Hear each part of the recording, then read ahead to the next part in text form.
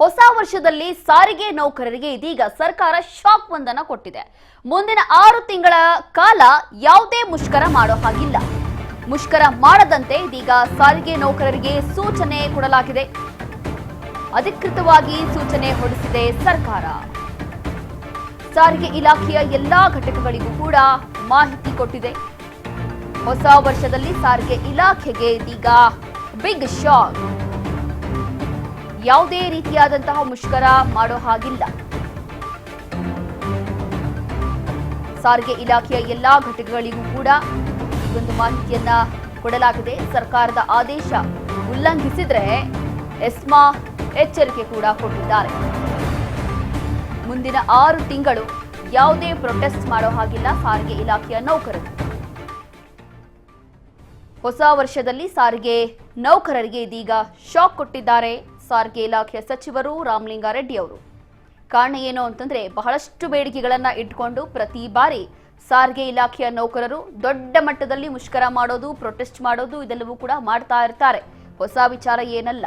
ಹಾಗಾಗಿ ಅದೇನೇ ಬೇಡಿಕೆಗಳು ಇದ್ರೂ ಕೂಡ ಸರ್ಕಾರ ಸ್ವಲ್ಪ ಕಾಲಾವಕಾಶ ತೆಗೆದುಕೊಂಡು ತದನಂತರ ಎಲ್ಲವೂ ಕೂಡ ಸರಿ ಮಾಡುತ್ತೆ. ಸ್ವಲ್ಪ ಟೈಮ್ ಕೊಡಿ ಅಂತ ಹೇಳಿ ಸಿಎಂ ಸಿದ್ದರಾಮಯ್ಯ ಅವರು ಕೂಡ ಹೇಳಿದರು. ಕಾರಣ ಏನು ಅಂತಂದ್ರೆ, ಬಹಳಷ್ಟು ಬೇಡಿಕೆಗಳನ್ನ ಇಟ್ಟಿದ್ದಾರೆ ಸಾರಿಗೆ ಇಲಾಖೆಯ ನೌಕರರು.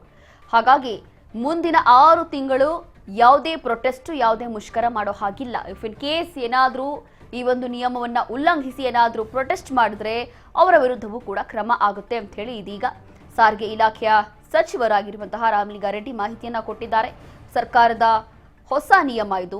ಸದ್ಯಕ್ಕೆ 6 ತಿಂಗಳು ಯಾವುದೇ ಪ್ರೊಟೆಸ್ಟ್, ಗದ್ದಲ, ಗಲಾಟೆ ಬೇಡ ಅಂತ ಹೇಳಿ ಈ ರೀತಿಯಾದಂತಹ ಕ್ರಮವನ್ನ ತೆಗೆದುಕೊಂಡಿದ್ದಾರೆ. ಇದೇ ವಿಚಾರಕ್ಕೆ ಸಂಬಂಧಪಟ್ಟಂತೆ ಮತ್ತಷ್ಟು ಮಾಹಿತಿಯನ್ನ ಕೊಡ್ತಾರೆ ನಮ್ಮ ಪ್ರತಿನಿಧಿ ಬಸವರಾಜ್ ಹುಗಾರ್. ಬಸವರಾಜ್, ನೋಡ್ತಾ ಇದ್ದೀವಿ ಸಾರಿಗೆ ಇಲಾಖೆಯಿಂದ ಮತ್ತೊಂದು ಈ ಒಂದು ಸಾರಿಗೆ ಇಲಾಖೆಯ ನೌಕರರಿಗೆ ಶಾಕ್ ಅಂತಾನೆ ಹೇಳಬಹುದು. ಪ್ರತಿ ಬಾರಿ ಪ್ರೊಟೆಸ್ಟ್ ಮಾಡ್ತಾರೆ, ಪ್ರತಿ ಬಾರಿ ಹಲವು ಬೇಡಿಕೆಗಳನ್ನ ಇಟ್ಕೊಳ್ತಾರೆ. ಆದ್ರೂ ಪಾಪ ಅವ್ರದ್ದು ಏನ್ ತಪ್ಪಿಲ್ಲ. ಪ್ರತಿ ಬಾರಿ ಸಿಎಂ ಸಿದ್ದರಾಮಯ್ಯ ಒಂದು ಸಭೆ ಮಾಡ್ತಾರೆ, ಸಭೆ ಮಾಡಿ ಕನ್ವಿನ್ಸ್ ಮಾಡ್ತಾರೆ, ಪ್ರೊಟೆಸ್ಟ್ ಮಾಡಬೇಡಿ, ಮುಷ್ಕರ ಮಾಡಬೇಡಿ ಅಂತ, ಸ್ವಲ್ಪ ಟೈಮ್ ಕೊಡಿ, ಎಲ್ಲವೂ ಕೂಡ ಸರಿ ಮಾಡ್ತೀವಿ ಅಂತ ಹೇಳ್ತಾರೆ. ಆದ್ರೂ ಕೂಡ ಏನು ಚೇಂಜಸ್ ಬರೋದಿಲ್ಲ, ಅಷ್ಟರ ಮಟ್ಟಿಗೆ ಯಾವುದು ಬದಲಾವಣೆ ಬರೋದಿಲ್ಲ. ಆದ್ರೆ ದಿಢೀರಾಗಿ ಇಂತಹ ನಿರ್ಧಾರ ಯಾಕೆ? ರೋಶಿನಿ, ಸಾರಿಗೆ ನೌಕರರು ಹಲವು ಬಾರಿ ಕೂಡ ಪ್ರತಿಭಟನೆ ಮಾಡಿದ್ದಾರೆ. ಈ ಹಿಂದೆ ಬಿಜೆಪಿ ಸರ್ಕಾರ ಇರುವಾಗ್ಲೂ ಕೂಡ ದೊಡ್ಡ ಮಟ್ಟಿಗೆ ಪ್ರತಿಭಟನೆ ಕೂಡ ಮಾಡಿದ್ರು. ಅವಾಗ ಕೆಲವೊಂದಿಷ್ಟು ಅವರ ಬೇಡಿಕೆಗಳನ್ನ ಈಡೇರಿಸುವಂತಹ ಪ್ರಯತ್ನ ಆಯ್ತು. ಆದ್ರೂ ಸಹಿತ ಅವರೆಲ್ಲ ಏನು ಕೆಲವೊಂದಿಷ್ಟು ಬೇಡಿಕೆಗಳಿದಾವೆ, ಆ ಬೇಡಿಕೆಗಳನ್ನ ಎಲ್ಲವೂ ಕೂಡ ಪೂರೈಸಲಿಕ್ಕೆ ಇನ್ನೂ ಕೂಡ ಯಾವ ಸರ್ಕಾರಕ್ಕೂ ಕೂಡ ಆಗಿಲ್ಲ.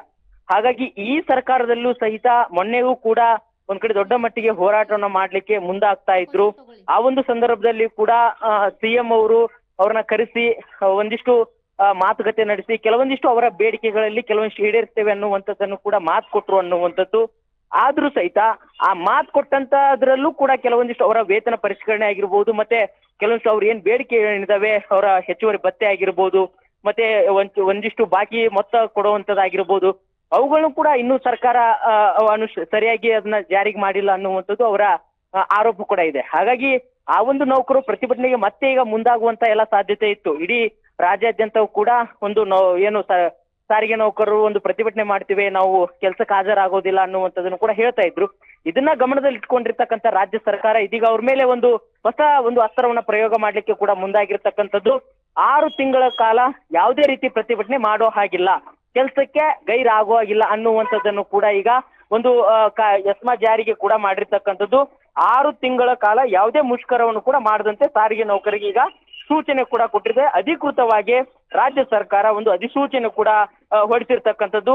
ಈ ಒಂದು ಏನಾದ್ರೂ ಆದೇಶವನ್ನ ಉಲ್ಲಂಘಿಸಿದ್ರೆ ಎಸ್ಮಾ ಎಚ್ಚರಿಕೆಯನ್ನು ಕೂಡ ಕೊಟ್ಟಿರ್ತಕ್ಕಂಥದ್ದು. ಹಾಗಾಗಿ ಅವರ ಕೆಲಸಕ್ಕೂ ಕೂಡ ಒಂದು ಕುತ್ತು ಬರುವಂತ ರೀತಿಯಲ್ಲಿ ಎಸ್ಮಾದ ಎಚ್ಚರಿಕೆಯನ್ನು ಕೂಡ ಈಗ ರಾಜ್ಯ ಸರ್ಕಾರ ನೀಡಿರ್ತಕ್ಕಂಥದ್ದು. ಹಲವಾರು ಬಾರಿ ಸಾರಿಗೆ ಅಂದ್ರೆ ಸರ್ಕಾರದ ಮಟ್ಟದಲ್ಲಿ ಕೆಲಸ ಮಾಡ್ತಕ್ಕಂಥ ನೌಕರರಿಗೆ ಈ ಎಸ್ಮಾ ಅಂತಕ್ಕಂಥದ್ದನ್ನ ಜಾರಿಗೆ ಈ ಒಂದು ಎಚ್ಚರಿಕೆಯನ್ನ ಕೊಡುವ ಮುಖಾಂತರವೇ ಅವರ ಒಂದು ಅಹವಾಲುಗಳನ್ನ, ಅವರ ಒಂದು ಬೇಡಿಕೆಯನ್ನ, ಅವರ ಏನೊಂದು ಸ್ವತಂತ್ರ ಏನಿದೆ, ಹಕ್ಕು ಏನಿದೆ, ತಮ್ಮ ಬೇಡಿಕೆಗಳನ್ನ ಪ್ರತಿಭಟನೆ ಮುಖಾಂತರ ಪಡೆದುಕೊಳ್ಬೇಕು ಅನ್ನುವಂತ ನಿಟ್ಟಿನಲ್ಲಿ ಅಂತಹವುಗಳಿಗೆ ಕಡಿವಾಣ ಹಾಕುವಂತಹ ಒಂದಿಷ್ಟು ಅಸ್ತ್ರವನ್ನ ಈ ರೀತಿಯಾಗಿ ರಾಜ್ಯ ಸರ್ಕಾರ ಮಾಡ್ತಾ ಇದೆ. ಆದ್ರೆ ರೋಶಿನಿ, ಒಂದ್ ಕಡೆ ಸಾರಿಗೆ ನೌಕರ ಕೆಲವೊಂದಿಷ್ಟು ಬೇಡಿಕೆಗಳನ್ನ ಈಡೇರಿಸಬೇಕು. ಆದ್ರೆ ಈ ರೀತಿಯಾಗಿರ್ತಕ್ಕಂಥ 6 ತಿಂಗಳ ಕಾಲ ಅವರು ಯಾವುದೇ ರೀತಿ ಪ್ರತಿಭಟನೆ ಮಾಡೋಗಿಲ್ಲ. ಮಾಡಿದ್ರೆ ಎಸ್ಮಾದ ಎಚ್ಚರಿಕೆಯನ್ನ ಕೊಟ್ಟಿರ್ತಕ್ಕಂಥ ಎಷ್ಟರ ಮಟ್ಟಿಗೆ ಸರಿ ಅನ್ನುವಂಥದ್ದು ಸಾರಿಗೆ ನೌಕರರು ಕೂಡ ಏನು ನೌಕರ ಸಂಘದ ಅಧ್ಯಕ್ಷರಾಗಿರ್ಬೋದು, ಸದಸ್ಯರಾಗಿರ್ಬೋದು, ಮತ್ತೆ ಸಿಬ್ಬಂದಿ ವರ್ಗ ಆಗಿರ್ಬೋದು, ಅವರೆಲ್ಲರೂ ಕೂಡ ಸರ್ಕಾರದ ಈ ಒಂದು ನಡೆಗೆ ಒಂದು ಅಸಮಾಧಾನ ಕೂಡ ತೋರ್ತಾ ಇದ್ದಾರೆ.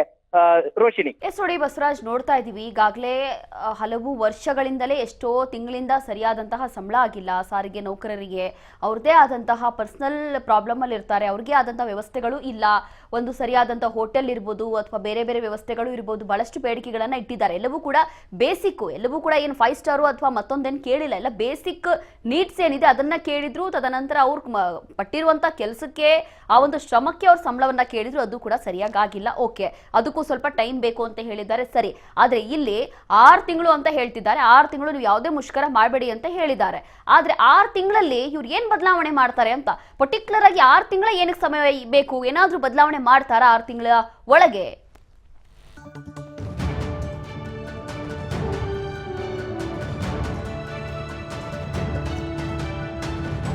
ರಾಜ್ ನ್ಯೂಸ್ ಕನ್ನಡ.